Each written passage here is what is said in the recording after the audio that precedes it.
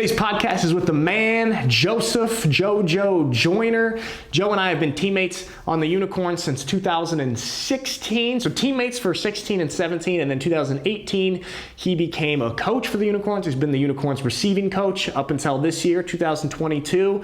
Not only has he been a teammate and coach of mine, but a great friend as well. Joe has a really interesting background. He's basically half German, half American. He sort of grew up in both cultures, so he's got a really interesting perspective, and had an awesome time speaking with Jojo Joyner.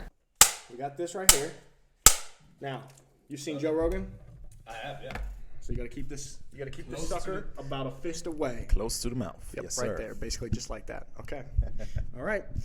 J9, Joseph Joyner. I'm here, man. Welcome to the Imported Podcast, man. All the way from Rothenberg. Appreciate you having me, man. Yes, man. I was looking forward to being on this thing. Yeah? I'm telling you that right now. I'm checking all the guys out, so I was like, hey, gotta get on this. Get me on there. Yeah. We were the podcast is excited about having you, man. How was the drive from Rothenberg today? It was okay. Took a little bit longer than what I thought it would. Mm-hmm. There's a lot of traffic during the day because normally when I drive, it's like at the end of the day. True. Or literally at the end of the day, like 2200 or something like that. But in the middle of the day, driving the Autobahn is not so much fun sometimes. You are experienced with the Autobahn. Yeah. Oh, yeah. We would to say the least, right? That is a minimum. That's the smallest statement you can possibly make in this situation. Yeah. Just the years of playing for the Unicorns and then coaching for the Unicorns coming from Rothenberg, which is, what is that, 45 minutes maybe? Yeah, it's somewhere between 40 to 45, 50, worst case scenario type deal. So not quite worst case. But so doing that there and back, so round up 2 hours. 2 hours of commuting for definitely 2 hours of commuting for 2 hours of coaching and playing. Yeah. It wasn't easy all the time, of course. Yeah. Don't forget the fact that sometimes I had to leave a few minutes early because of work or something like that as well, which is another 20 minutes, 30 minutes more traveling to work. So, I mean, it wasn't the easiest, but that's something that you wanted to do considering the team that you was playing with and the people that you was with. So, what a good squad it was. And that's always something. Whenever it would be like, all right, we'd have practice. It'd be about 9:45. We're getting ready to do field goal or something, and then Joe's like, "All right, guys, see ya. See y'all later." Oh, I gotta go do an 8-hour overnight shift. Yeah, I work in Ansbach, which is also like an hour 10 away from Schwäbisch Hall. So, when I work there, I drive there, and sometimes I have night shift starting from 10 p.m. Yep. Go till 6 o'clock in the morning. So, So for those who don't know, what is your day job? What is your job? I'm a security officer Yep. at a military installation in Ansbach. I take care of, just make sure that nobody comes in that's not unwanted. You know how Americans are, man. Yep. Yeah, I recently saw you on base where I showed up. There you go. You did. Yeah. You sure did. There Yeah. Is. You got your equipment. That's it, man. That's loaded it. up, ready to protect the Americans here in Germany. How long have you been doing that? Been doing that for 8 years now, actually. Literally, right around the time my daughter was born. Yeah. 6-7 months after she was born. Because prior to that, I wasn't really working per se. I was doing this import thingy. Yep. The import life. Yeah, we'll get into that. With the Franken Knights, actually. And but once you have a child, you know that there's responsibilities that come up that you have to take care of before anything else. Yeah. So, the import salary doesn't take care of. I'm experienced with the import salary, and I could tell you, I think you're right. Yes, it doesn't take care of a little one as well. So, it takes care of you. Yeah, exactly. Yeah. Okay, so that's when you started. Man, yeah, I got a lot of questions about all that. Man. But all right, let's start. Since this is the imported podcast, let's start with your football background. Okay. Well, so yeah, talk to me. When did you start playing? Where? And right. Maybe even before that, what is your personal background? Okay, my personal background is I'm a military brat. My dad, he was in the military in Germany, actually, and that's where he met my mother. So I was born and conceived in Germany, so I am part German as well. So we was living in the States to begin with. In the beginning of my life, we was living in the States. We kept moving back and forth. Obviously, military lifestyle. Got to kind of move back and forth. I ended up starting football though in Germany with a team called the Königsbrunn Ants. Magnus actually knows them because he is from that, or he played with them as well. Only in Germany you have team names like the Unicorns and the Ants. The Ants. Yeah. Let's go Ants. But the reason they say the Ants is because power in numbers. So wow, okay, I like that. It makes a lot of sense once you think about it. It's like, yo, you know what? A lot of ants. I don't want to see a lot of ants. You're right. So, which is kind of funny because we started playing 9-man football, not 11-man football, because they took the tackles away. Yep. So I was like, the power in numbers, but we're not even the full football team yet, you know? So it's kind of funny. But like, that's how I started off. But I moved back to the States and played in high school, at Green Central High School in North Carolina? North Carolina, exactly. Yep. Okay. 2A school, small, but we were pretty damn good, I would have to say. And you were playing from the beginning. Were you playing receiver? Actually, it was funny because I got there. I was the German kid now. I mean, I had an accent. I do have to say I had an accent when I went to the States, for sure. And it's like, yeah, who's this German kid right here? Like, he can throw the ball really, really far. So I started off playing varsity as soon as I got to high school. Really? It was funny because we had tryouts, and I launched the ball for like 50, 60 yards. And it's like, oh, he comes with us, and he's staying with the varsity. So I played varsity football. As a freshman? As a freshman. Wow, as a freshman in high school. Okay. Nice. Now, granted, I didn't get a lot of playing time my first year. I want to say I played like 3-4 games, if that. But once my sophomore year came around, I was a wide receiver and DB. Yep. I actually played strong safety, soaking wet, like at 135 pounds or something like that. Nice. But, at a 2A school, like at a small school in North Carolina, you have to do that type deal. So, and I played receiver and DB my first 3 years up to my junior year, and then my senior year, our quarterback, he was focused on baseball. Okay. The quarterback he had the previous year, so he didn't play football no more.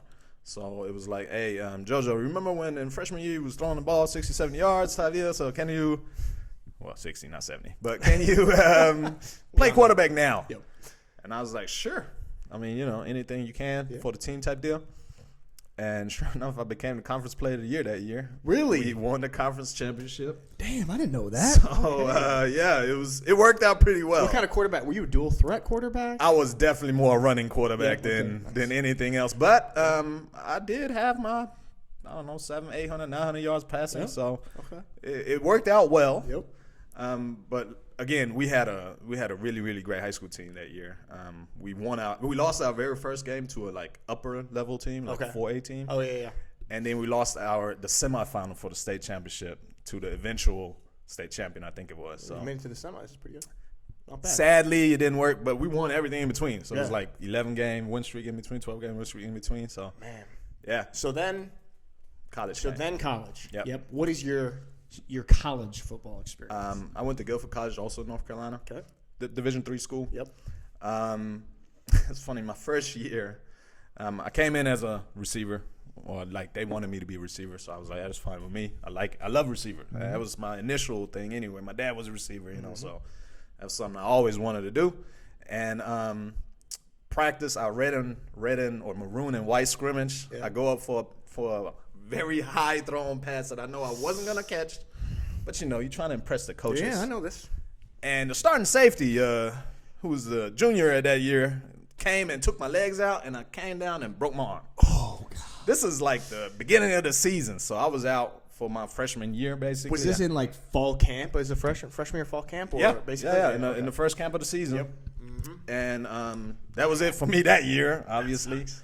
But I do have to say that year kind of helped me also gain more weight, gain more muscle. You basically got a red shirt. That's it. Year. I was a red shirt freshman from that point on out. Okay. Nice. And basically my college career, we weren't great, but we had good teams, but we was average, an average football team. But I do have to say, I my sophomore year, I didn't start the first game because we went double tight with one receiver. These formations. it was amazing. I was like, dang it. This is the first game. But literally, it was one drive. We did this one drive, and after that, we was always two receivers. Okay. But every game after that, I started. So it was out of 40 college games, I started 39 of them.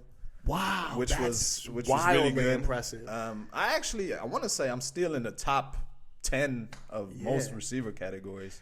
Oh, I didn't know. So you both from freshman year in high school on varsity, and then starting all these games, 40 games in college. Yeah, man. Like there was one game literally from my sophomore year of high school all the way through my whole entire career. Man. So then after college, did you immediately come back to Germany? Or what was your mindset? Like, what was your plan?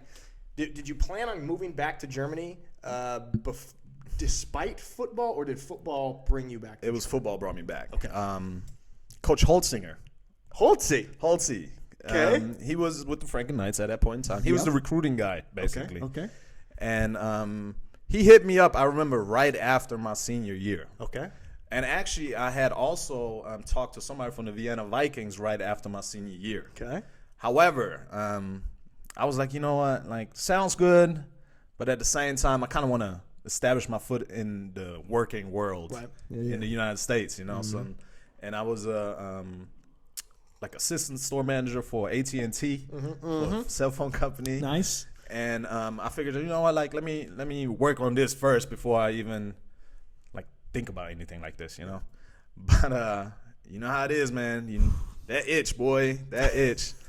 It never goes away. And it's funny because I was playing flag football that whole entire time that I wasn't playing actual football. So after you graduated college and you're playing flag football as well, yeah. The itch. And you know, in the States, flag football is like sometimes legit. Like we had literal leagues and tournaments and stuff like that. And I did that for 2 years. But the second year around, it's just like I got another call from Coach Holtzy. Yep. And that's when I think he realized that I speak German because, again, my background was in Germany as well. So did he call you just as thinking you're just a full-on American? Straight American. He didn't know nothing about me. He just saw Division III. Because my senior year in college, I think I had 16 touchdowns, which was like number 5. Especially in Division III, it was like number 5 in the nation. So they was like, hey, shoot, let's try to get this guy. Let's see what he's about. He scores a lot of touchdowns, gets a lot of yards, so let's try. They must have been thrilled then when they discovered your background and that you wouldn't even count towards an A. Exactly. Spot, right? That's exactly what they ended up finding out. And at that point in time, it was like, we got to get him over here. At least that's what Johan told me. So what year is this? This was 2010. Okay, 2010. And then actually 29 is when I talked to him about it. And you came out for the 2010. And 2010 season is when I came out. So then you're an import with the Franken Knights. Exactly. How was being an import for the Franken Knights? And for those who don't know, the Franken Knights are the team based out of Rothenberg. Which is one of the coolest cities in Germany. Towns, villages, whatever you want to call it. It's definitely a town. Yeah. It's a major city. It's got like 12,000 people or something. But something like that. Yeah. It's awesome. I recommend anyone to visit it. So, how was being an import for the Franken Knights? Of course, it's not necessarily a culture shock for me because I knew German, you know. So for me, it was like, all right, so I can talk to these people, but they got football out here, and it's legit. It's a decent played level of football. At that point in time, the Franken Knights were in the GFL 2. Yep. So that's pretty solid football. So it was like they always been trying to move up to the GFL 1, and like coming out here, it was cool, but it was different. Yeah. But at the same time, coming from a Division III program, like you don't expect like having medical staffs and things like that, you know? Sorry to interrupt, but this is what I was going to say about why a lot of times phenomenal players from Division III turn out to have more successful careers in Europe than like guys from big Ohio State or something because they expect all this stuff and it's a little bit more of a humble experience. Then they have a bad attitude. Yeah. So this is even when talking with Jordan and Cody about who you want to recruit. Exactly. It's Division III All-Stars. Exactly. The reason being is also like, you know, because Division III teams or players, like they're not worse football players in Division I. No. It's more like their physical tools weren't up to Division I standard. You can have the same skills as a Division I receiver, absolutely, but you're not 6'4", 220. Or not as fast, like not running the 4.3, whatever that he runs, you know? Rudy 4.3. Exactly. So, again, I feel like it's kind of like it is GFL-wise. You always going to get really, really good players all around, but like some people want like money and some people don't want money. And for me, it was just the fact that I was able to continue playing football. And I figured, you know what, like, I can do this for one more year. You know, I'm going to come over to Germany for one more year, play one more season, get rid of that itch, and then go back to the working world. Feel one more year trick, huh? I know about this. Didn't quite work that way, you know. Oh, you know what? Maybe one more. Yeah. And one more became what? 12 years now since then. So just one more. Maybe. Yeah, I established my life over here now. You know, so you accidentally established your life. Something happened here. But you're going back to the AT&T job eventually. Oh yeah, eventually. You know, when I turn like 75 or something. Once you're done with the football itch. Okay, so you had your career as a Franken Knight import until, I believe, 2016. Yeah, actually 2015 was my last season. Okay. With the Knights. And then 2016. Coming in with you, coming in with Rudy, coming in with Dev. Yep. Was my first year as a Schwäbisch Hall Unicorn. How did you end up, or who recruited you? What was the process to get you to Schwäbisch Hall? And one more question. You played against the Unicorns, or for these years? So what was your perception of the Unicorns before you came, and then how'd you end up? That is a very great question, Nick. Because I don't know if we talked about this before, but obviously being in the GFL 1 South, the Unicorns are top tier. Sure. And at that point in time, Jordan Newman was the offensive coordinator. Ziggy was the head coach. I never really, how can I put this the best way? Like, I thought the Unicorns were snobs, man. Yep. I was just like, look at them, like they so damn good. They always beat somebody. I couldn't wait for them to lose a game. If they lose a game, I was laughing, you know. But so you were not a Unicorns fan? Not at all. Not at all. I have to admit. But the thing that changed it was the 2014 season. I ended up being selected also for the German national team. Right. So I got to go to camps. Even went to Japan to a Japan game. Oh yeah, I got to ask you about this. Amazing, man. And at that point in time, it's like you get to know everybody on the team, especially the people that's in the South. Yep. Like, and obviously the Unicorns had a lot of South talent, a lot of people who played on that national team. There was guys like both Brenners or all three Brenners were on the national team. All three of them, yeah. As a matter of fact, three of the four. Yeah. Three of the football ones. Yeah. It's true. So it was Palm, it was Felix, it was Johnny. Johnny was still playing at that point in time. I think that was Johnny. That was Johnny's last year, 2014, if I'm not mistaken, playing. And of course you had Ari, Rote. They were all in there. Gary. Yeah. So it's like you got to know these dudes, these kids, guys, you know. And at that point in time, you know, they were not snobs at all, man. They just like you and me. They just, you know. I got to love them, honestly. Yeah. I got to really be cool with them, especially the Japan trip. Man, there's a story in the elevator between me and Palm and Johnny. Yeah, so funny. I have to tell you off camera. Off camera, okay. But it's so funny. Off camera story. But right, cool. That kind of made me realize, they just cool. Like, so they not snobs whatsoever. You know, really developed a friendship. Absolutely. I mean, yeah, because think about it. You then became a Unicorn guy, and it's like you're not a snob. Exactly. You think somebody would be like, I'm just JoJo. Exactly. So that's cool. It kind of broke down those walls for you. That's exactly how it started. Yeah. And Jordan was trying to get me from 2014 on out. But see, one thing I never wanted to do, and that's the way I am is I never wanted to play against the Franken Knights. Yes. Because that just wouldn't feel right. Because the Franken Knights are the ones that got me over there. Mm-hmm. So at that point in time, I was with them for 4 years. I started having family members as well. Like my daughter was being born and stuff like that as well. You know, so I met my girl and all that stuff. You know, so for me, playing against them would have been like a punch in the face to them. Yeah. And I didn't want to do that. But 2014 and 2015, we weren't really good with the Franken Knights. We ended up being relegated into the second league after the 2015 season as well. So at that point in time, for me, it was all right, you're gonna quit? Are you done with football? Mm-hmm. Are you gonna retire? Or do you still got a little something going? Mm-hmm. And sure enough, Jordan again, relentless recruiter. And honestly though, it was great because that was really one of the greatest football decisions I could have ever made is to join the Unicorns. Initially you feel a little sort of way, but then once the first 2-3 weeks, it was a wrap. Yeah. At that point in time, I was like, I want to be part of this. Yeah. the atmosphere, the people, not just the people on the field, but also the people around it and everything, man. It was great. And, yeah, that's how I ended up becoming a Unicorn 2016, man. I was so shocked to learn that 2016 was your first year with the Unicorns because it was, for me and Dev and Rudy, this was our first year, and we felt like it was our first year, and we sort of interacted with people as if we were first-year guys. The way that you knew everybody and interacted with everybody and carried yourself, I was like, oh, this dude's been here for 10 years. And the way everyone interacted with you and just kind of looked up to you and your leadership, I was shocked. I was like, this is your first year with the team? But then again, like, see, when I play, or when I was a player, I wasn't one of those players that didn't want to talk to nobody. Like, I talk to people. I have fun, no matter if I lose or if I win. Now, obviously, if you lose, it's not as much fun. Right. But you find some sort of fun in it, you know? And they knew me because there was times where I played corner against Johnny or Felix, and all of a sudden you see a Rote running a daggone wide receiver screen, and he's coming to blow you out the water. And you're just like, oh, my God. So you just fall down. And so they was like, they knew me from playing against them.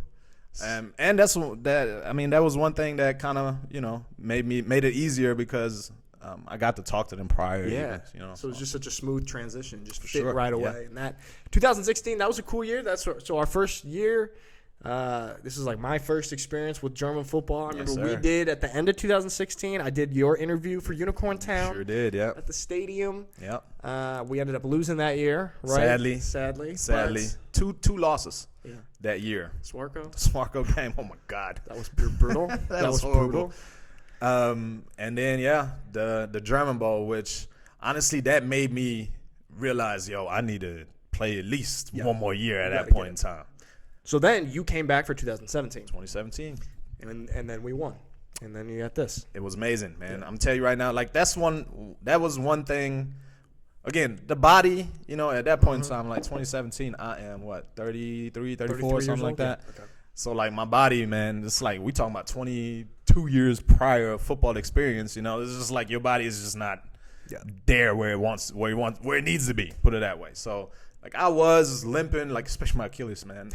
I was limping through some of these practices and stuff, but it was just the way we made that year happen, man. It was just amazing, and it was a great way to, you know, for me go out on top. And at that point in time, I feel like, you know what, I need this is good. Time to hang it up. Time to win the championship, and like a championship that I was part of. Like we won I was part of that 2014 European championship team. But like you're not a starter, you're not a contributor, you know, for that matter. But with us 2017, I was a contributor. I started that game, you know. So for me, that was a very special championship. So it was one of those, you know what, you kind of like there and right off into the sunset. So then, Joe, let me ask you, because we just won our third German Bowl. I got to be a part of that.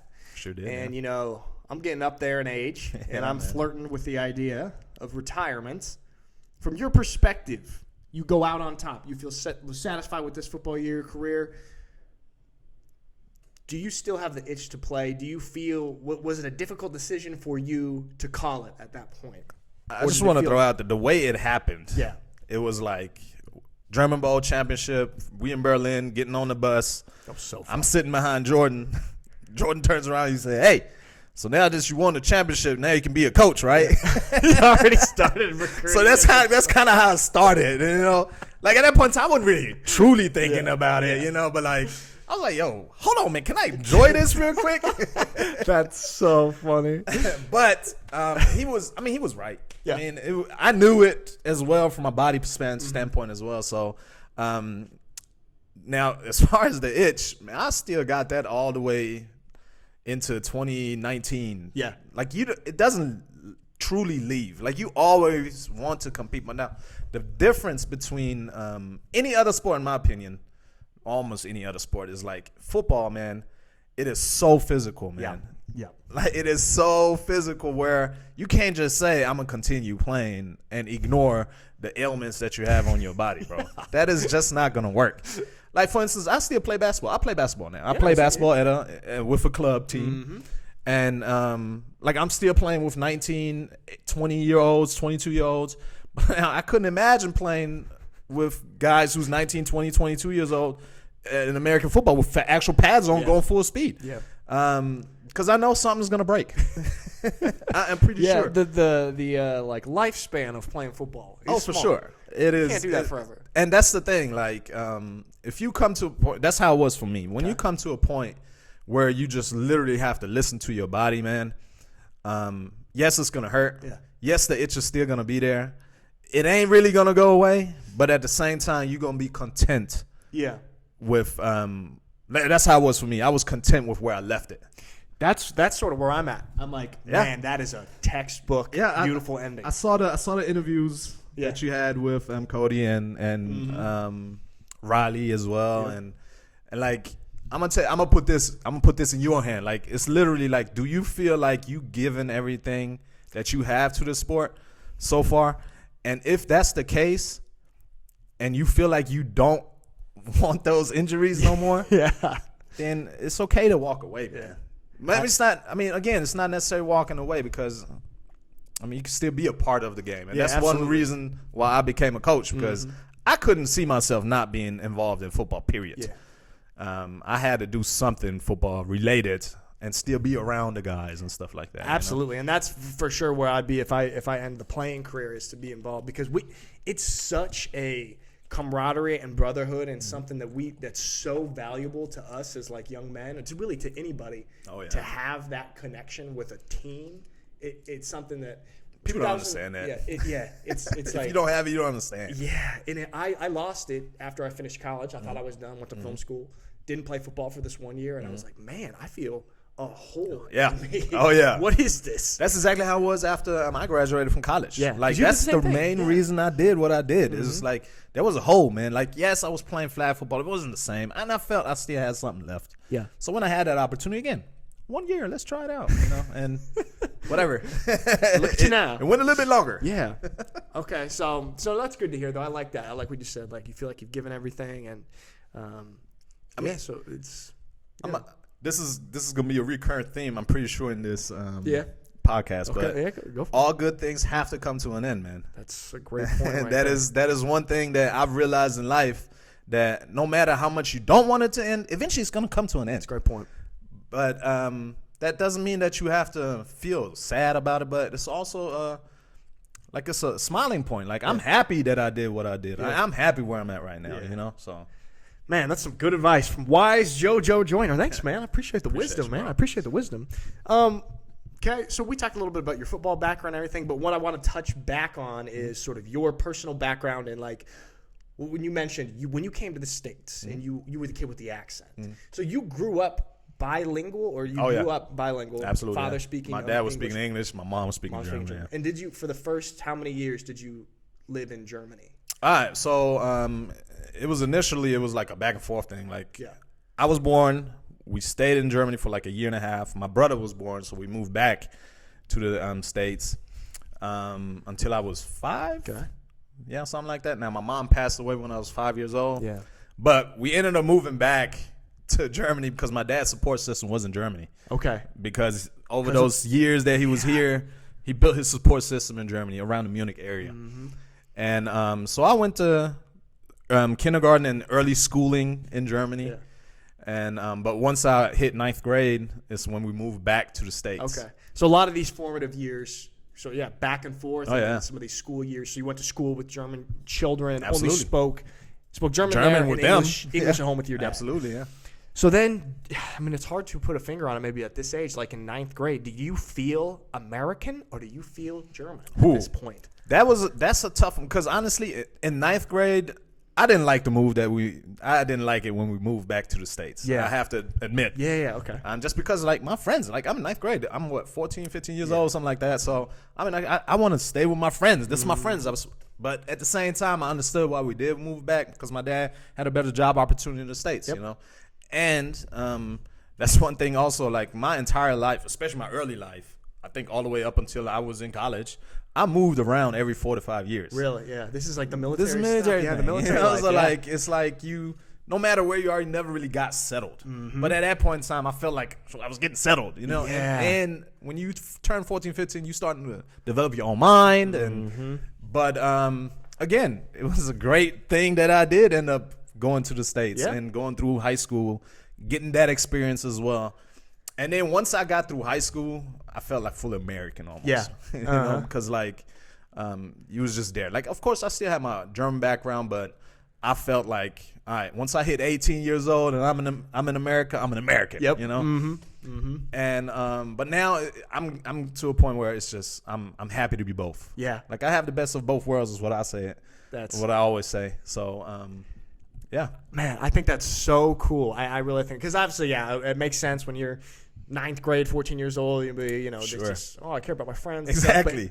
Like, I hate you, Dad. Why did we move? you're Rudy always do that joke like, I hate you, Dad.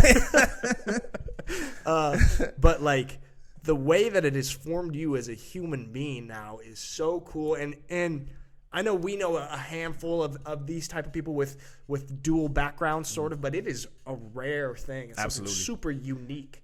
I mean, you, like I said, you always, like I grew up in two different worlds, if you want to look at it that way, So my spectrum of looking at people and being more open to people is like very broad because, I mean, I had to. You know what I'm saying? Like when I got to the States, I saw girls fight like guys. I was like, yo, I've never seen this before.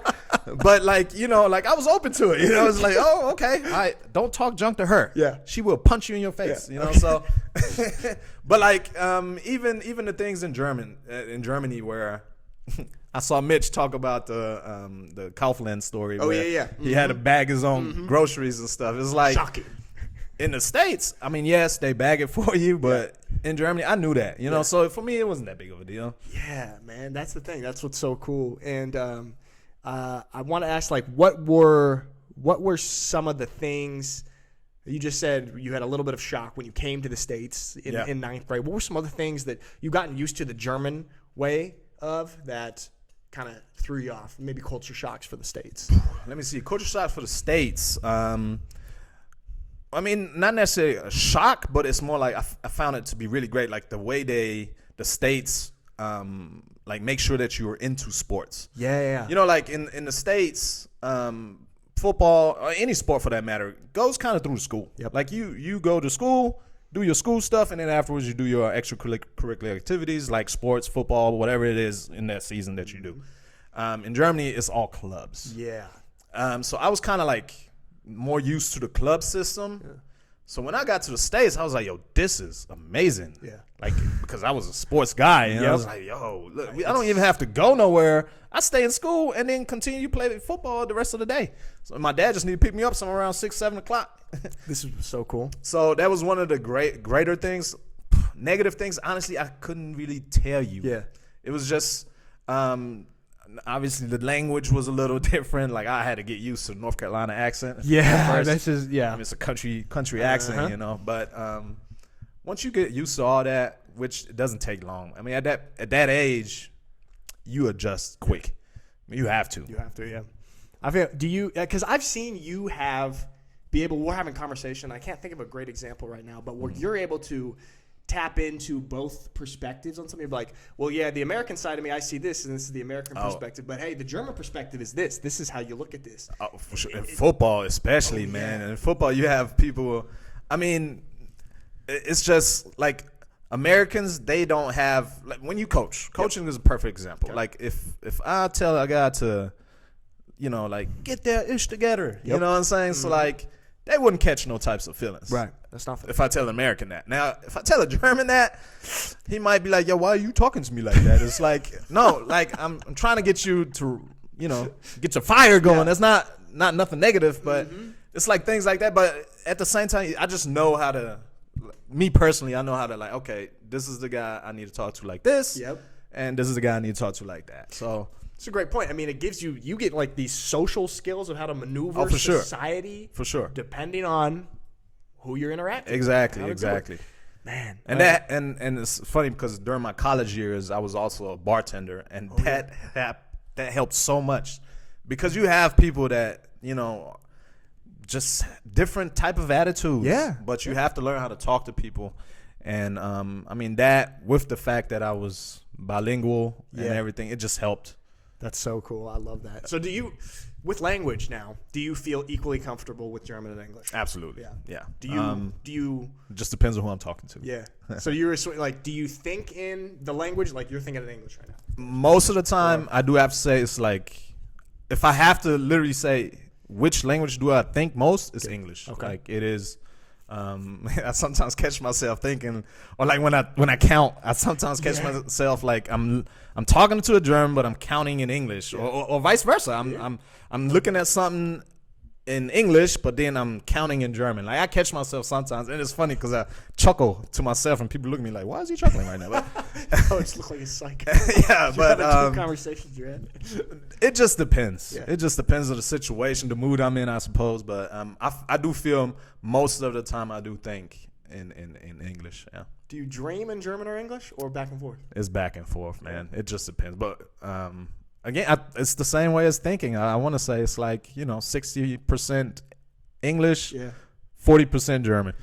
It's kind of perfect the job that you ended up doing right now because like it fits your dual background perfectly because you're working in Germany but on an American base. You interact exactly. Like I'm with a German contractor working on an American base. So I talk to people when people talk to me, it's most of the time in English, but also my colleagues, I talk to them in German. So it just varies.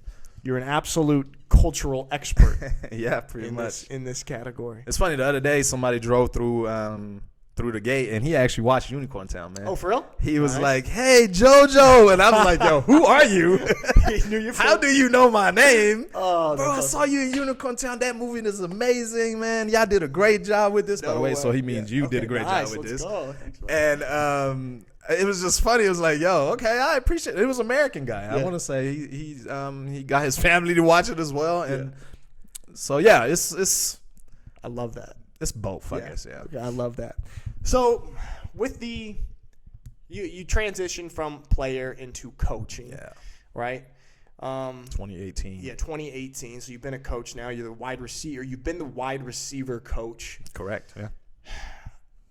Who have you learned the most from in the coaching world? Who have you looked up to in your craft of coaching? That is an easy answer. That would be Jordan Newman.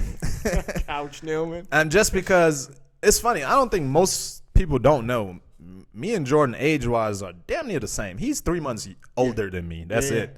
But, like, it feels like he's 10 years older than me. So, this is exactly what Bruno said. It is so crazy. 6 months older than Jordan, but he's 20 years old. Exactly. It's so wild. It's just – but the reason being is because he has his head on, like, straight coaching. Like, you can tell this is his passion. Mm-hmm. This is something he loves to do. And that's one thing, like, why for me the transition from player into coaching wasn't that hard is because I can look at him and see what he does, how he interacts, see how he does the things that he do, and it made it a lot easier for me. You know what I'm saying? It made me realize, okay, you know what? This is how you do it.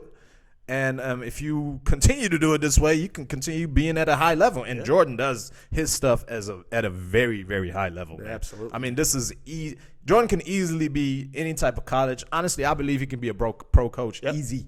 If he would really try to be one, he could easily do that. Yeah, no, I believe that 100%. And I think I even asked him this a couple of times. Did you ever consider going to coach in college or in the pros in the States? Because you could for sure do that. But I think he sort of just kind of fell in love with it out here. He loves Europe. And he's dominating it. Absolutely. Absolutely. Like that's one thing, man. Like this whole situation right now that's been going on. Jordan stepping away from the Unicorns to take the Surge job. Yeah. Like I feel like Jordan was wanted in any program in Europe. Any program in Europe would want Jordan Newman, you know? So I mean, I know he would. Yeah, any single one. I know for a fact he could have handpicked whoever he wanted to be with. So and not just this year, but like previous years. The last 5 years, easy. I mean, and Coach Newman, I would never say this to your face, but we really admire you and you're a great coach. But absolutely. But I would never tell you that either. Even some of the stuff, like just the way he interacts with the players, and like how we are in the hotel before before the game, the speeches that he gives, because a lot of times, Man. and I think I said this on a previous podcast, I was talking to James Slack about the authenticity of what you're saying. Because a lot of times coaches can just be like, we're going to go out there tomorrow, we're going to beat their ass, and we're going to, Right. And it's just so generic and it's meaningless. Right. And he does a great job at really tapping into an authentic, emotional connection to where you. Absolutely. He finds words. And it's crazy because you don't expect that from Jordan. I know. It's so funny. Not at It's like, all, Coach, because he's what? such a quiet dude Yeah, most of the time, or level-headed dude. Yeah. And then when you get prior to the game, like when we have our breakup huddle right before we play, Yeah. man, every time at that point in time, for instance, that itch Yep. of wanting to play comes back every single time. It's like, yo, I'm where's my helmet? Yeah. Oh, I don't play no more. That's right. It's like, What, he gets you back? yeah, it's just like, how does he find these words? But I mean, he does it, and that's what I mean with learning from him, man. You do this as well because you give us the one of the small Warm-ups. warm up Speeches. huddle speeches, Yeah. and it's the same type of thing, man. It's super authentic. It's like JoJo's not just saying nonsense words to let's go beat their ass. You're tapping into the emotions. I'm like, oh yeah, that makes sense. And I feel like that. I mean, I do feel like that helps, or like me watching Jordan say the things that he say, like made me realize, you know what, you gotta be authentic. You have to be you. Yeah. And I mean, 90% of the guys, I want to say they like it. Yeah. So absolutely. Yeah. That's how I learned how to use that potential, I suppose. Yeah. That's a great answer. How is coaching in terms of rewarding for you? Like being a player is super rewarding. For you make sure. a tackle, you make a catch or a touchdown, come off gives the you- game. It's so rewarding, Yeah. man. Yeah. It's got to be different as a coach, but is it still rewarding? The main difference between coaching and playing, of course, is the fact that you can't be, like, you're not really in the result. Like, you're not part of the result of a play, for instance. Like, I can't go catch the ball. Right. I can't go make a block. But seeing people do what you teach them to do, or how you expect them to run a route, for instance, and seeing them do it, oh man, that is very rewarding as well, because your influence in somebody doing something really, really great just makes you feel good as well. I mean, so that for me, that's why coaching is I always wanted to give to younger people like my knowledge and my love for the game, and to see people like actually do some of the things that I tell them to do. That is also very rewarding. Like, and that's the part that once you don't play no more, you get to that part. Like, you find your reward in the sport some other way. Man, And that's great. That's a great point. that's the way that's the main reason I know I couldn't just quit Yeah. coaching or not do anything football wise. It's a whole new relationship with the game. I mean, sure. I have no experience of this. That is actually that is a perfect way to put it. You just love the game different. Yeah. You live and you learn more, because like as a coach, if a coach tells you he doesn't have nothing to learn no more, he's not a good coach. Right. End of the story. That's for my everything. personal opinion. Exactly. Everything in life. And I feel like now you learn the game in a different way. X's and O's. It's not more just, all right, I just need to be strong. I just need to be fast. Yeah. But now it's more like, okay, how can I put this person in the right position to be great? Yeah. How can I help him to reach his potential to be great? And that's where the speeches, that's where the coaching, the on-field coaching, that's where the jubilations and stuff like that, just being there, being happy with somebody. That's where that all comes into play, and that fulfills you now. It's cool to see you be a coach, because go from a teammate of these guys to a coach. And like, great example is you with Rudy. You guys were teammates together in 16-17, receivers together. Now you're Rudy's coach. And I think it seems like you guys have a phenomenal relationship. Every time he scores a touchdown, you guys got your handshake, which is pretty sick. Yeah. Been doing that since 2016, so why change it? Yeah. Actually, remember, was it maybe last year? I dug up some old clips of Rudy playing quarterback against and Munich, threw me a touchdown pass. That was crazy. Crazy. And that's one thing. Now I do have to say, having your friend, because Rudy is my friend. Yes. Like, he's absolutely one of my boys. Yep.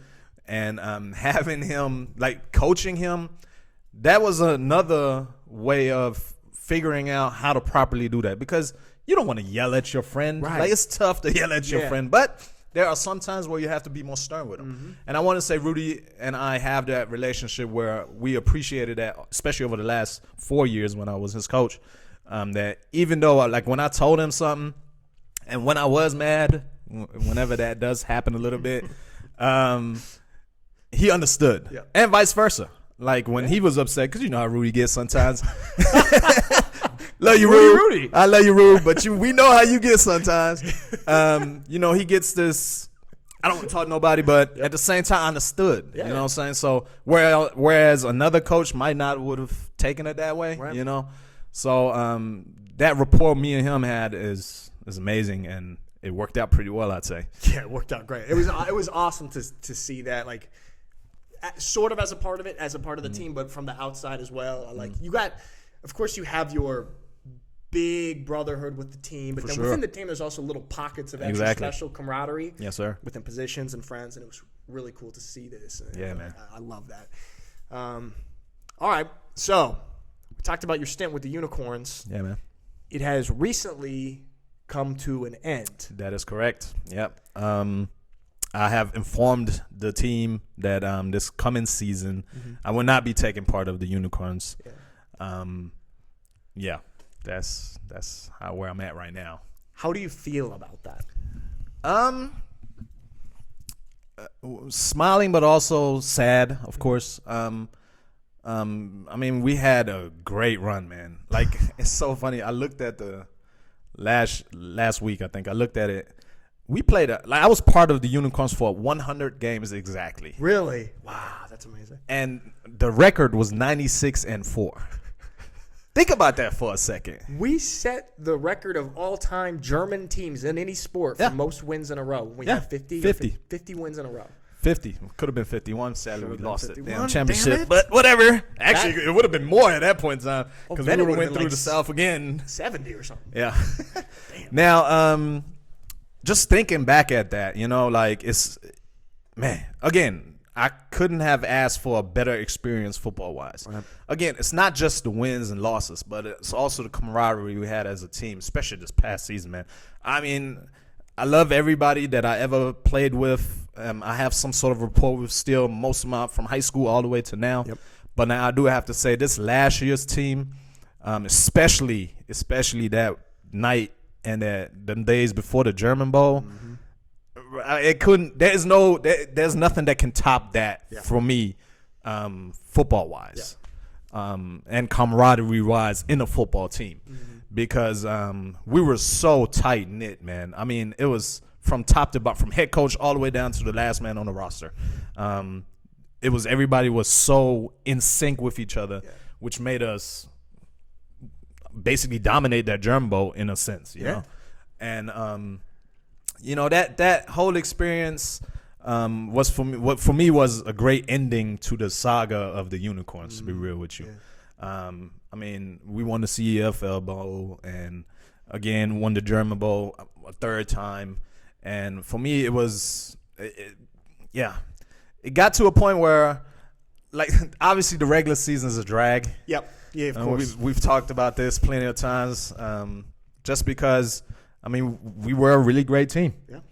And in the South right now is getting shaken up a little bit. So, like, looking at all that, being shaken up the way it is, with the new league coming into play over the last few years and stuff. So I figured it would be a great opportunity right now to leave. It's never great, or it's never easy leaving a great situation.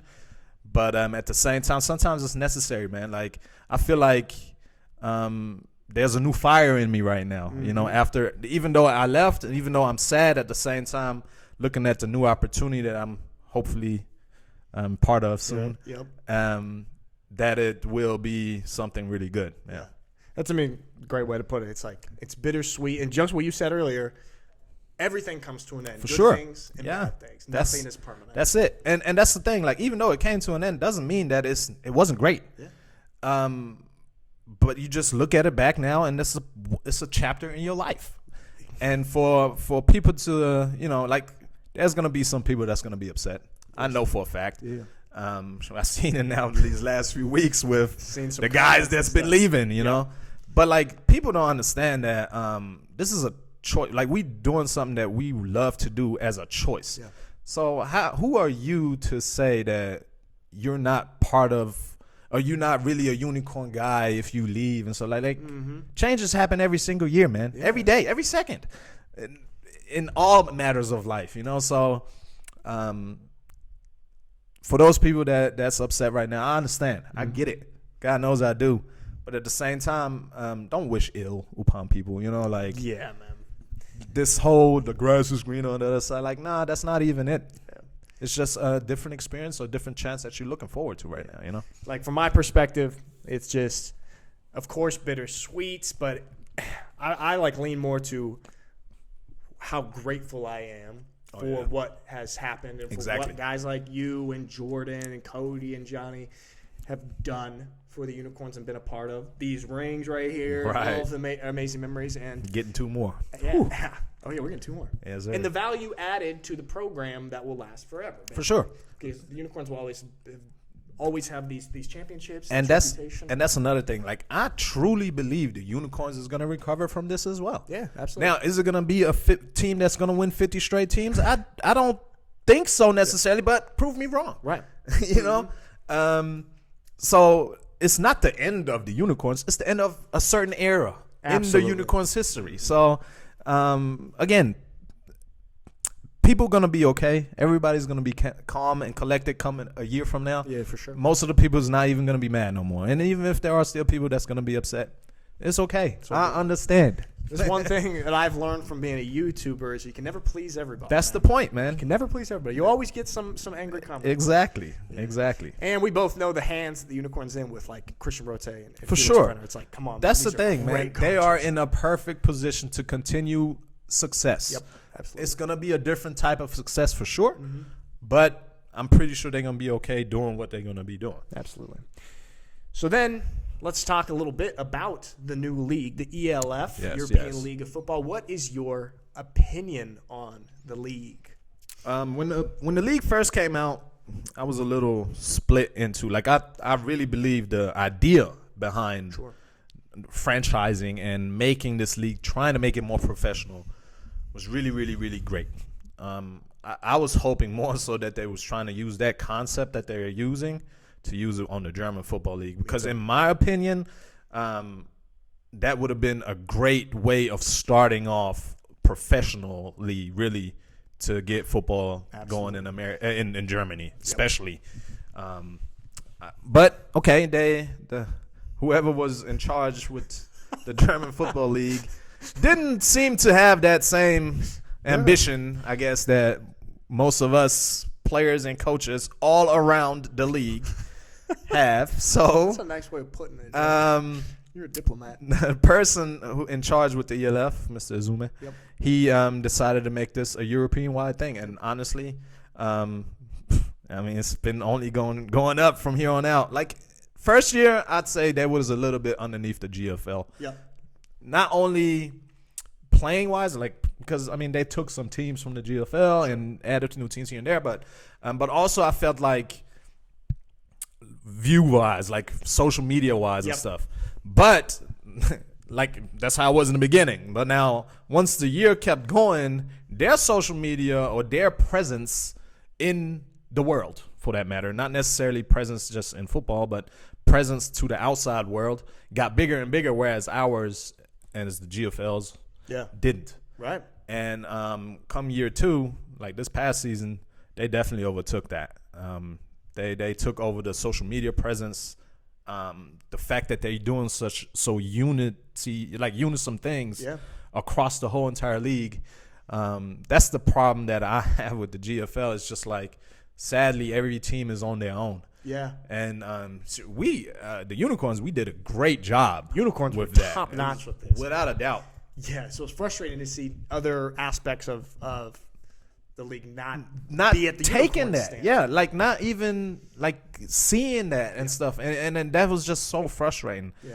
And I want to say that's one of the main reasons a lot of people, not just players, but people in general, are migrating more towards the ELF. It's just the fact that it's sexier. Like, it just looks better. Even the playing, like, let's just say the playing is even, which I truly believe last year's team, we would have easily been top 3-4 of all of the teams if you just put them on the same thing. But yeah, it's. I'm looking forward to it because I'm gonna be part of it. Yeah. I'm gonna be joining Jordan in Stuttgart, and I think that's for me is the league wide expansion, the way that they trying to grow the game, Right. because they trying to grow it. Like I understand that the people who are in the GFL with the like doing stuff for free and all that stuff, like Right. the club system. Uh-huh. Like I understand that part, and I understand that why they feel that it's unfair to them. Yep. But at the same time, like everything in life, you want it to get better. You want it to improve. And I feel like the ELF is absolutely taking those steps to improving the game all around, not just in Germany, but all around in Europe. Makes a lot of sense, Joe. And you know who I talked to? I talked to Roby a couple weeks ago on Instagram. I was like, yeah, man, because he's playing for the Rhine Fire. Right. I said, how was it up there? It looks pretty cool. How's the competition? He's like, man, it's the 2018 GFL with better marketing. See there? So it's like, 2017, That's it. 18. It's the visibility, man. Yeah. Like, I mean, think about Rhine Fire in particular, man. They have a great background with the European, with the NFL Europe from back in the days. And shoot, they had 20,000 people at a stadium for a regular season game.